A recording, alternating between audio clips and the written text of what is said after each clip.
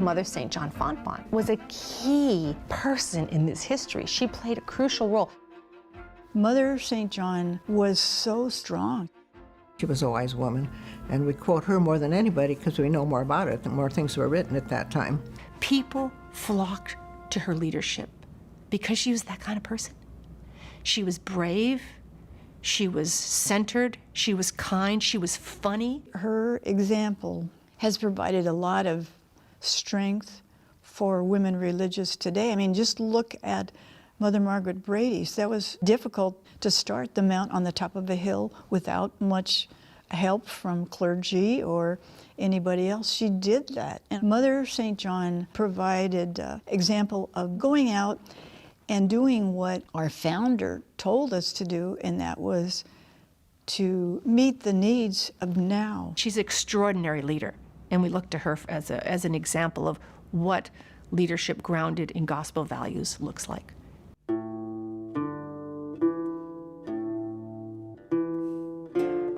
Mother St. John was born in Bassin-Bassé. It's a small village where she grew up in a very loving family, a very faithful family. She had 2 sisters and a brother. She and her sister Marie both became Sisters of St. Joseph. And so Mother St. John, whose birth name was Jeanne, was recognized at a young age as being a joyful young girl with a strong personality, but a very loving personality. And she was encouraged in her vocation from a young age. They had 2 aunts who were Sisters of St. Joseph who also encouraged them to enter, and they go to Monastral for their formation as Sisters of St. Joseph.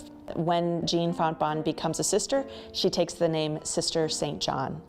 And at the age of 26, these leadership skills that she has are recognized, and as a young woman, she is elected superior of a community in Monastral. One of the ministries of Mother St. John in Monastral was that she founded a workshop for local women, and she invited women of all different socioeconomic classes to come together during the day to work on various projects, to share in faith and to build community. And it was quite remarkable that she would bring together women of different social classes at that time.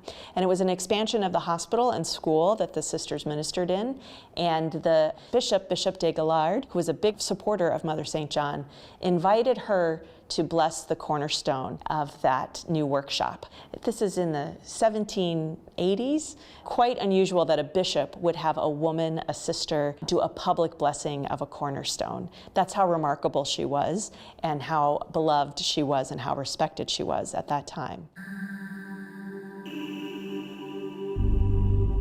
During the French Revolution, when they closed all the convents and they closed all of the churches, and the priests could not wear their religious garment, the nuns could not wear their religious garments, and a lot of the nuns and priests were put in prison. A number of our sisters were put into prison. The French Revolution is a major turning point in the history of France. The revolutionists saw the current monarchy and the Roman Catholic Church as being corrupt and as favoring those who were wealthy and those who were privileged. And so the revolutionists began to persecute the church. And while there probably were many cardinals and other parts of the Roman Catholic hierarchy that were part of that upper class, the sisters certainly were not a part of those kinds of systems, and in fact were serving the people. But because they were Catholic communities, they were caught up in the persecution, and they were given a choice. All priests and nuns were given a choice at that time to take the oath of the Constitution to the new revolutionist government, or to remain faithful to Rome, and if they remained faithful to Rome, then they could be arrested, imprisoned, and ultimately guillotined. And this was called the Reign of Terror. At that time, all religious men, priests, and vowed women religious are told that they must swear an oath of allegiance to the revolutionary government, and they must deny their faith and their connection to Rome and the Catholic Church. Many succumb to this because the penalty for not taking the oath is imprisonment and probably the guillotine. Mother St. John refuses.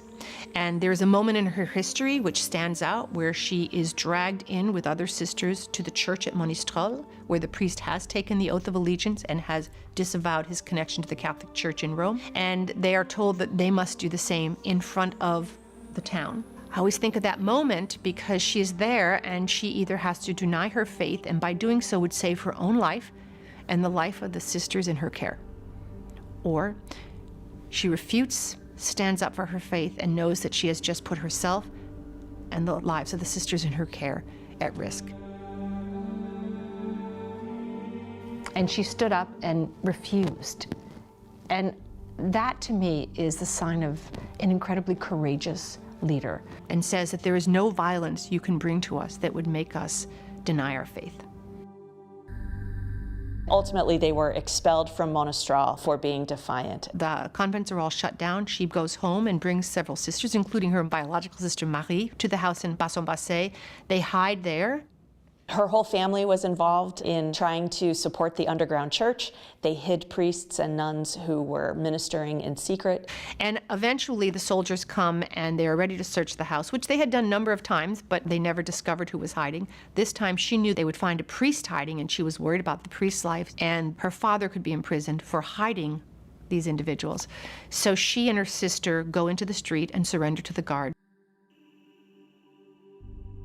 So Mother St. John and several other sisters were imprisoned in Saint-Didier in Valais. Mother St. John and her sisters fully expected to be martyred. They thought they would go to the guillotine. And in fact, 5 sisters of St. Joseph were martyred at the guillotine in the French Revolution.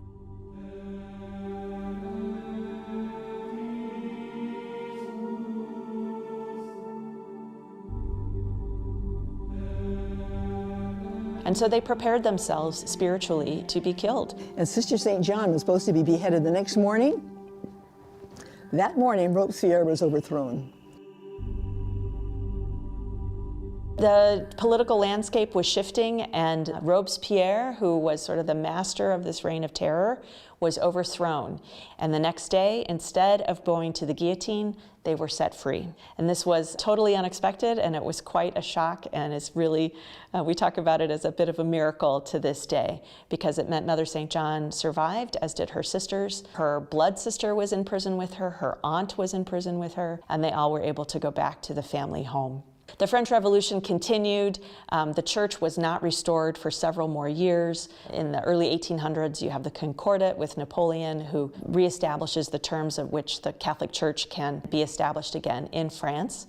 So Mother St. John stayed home for 12 years until about 1806. That was a time where she was with her family and cared for her aging parents. She continued to minister to the community as a catechist and provided religious education, and probably was in contact with her sisters.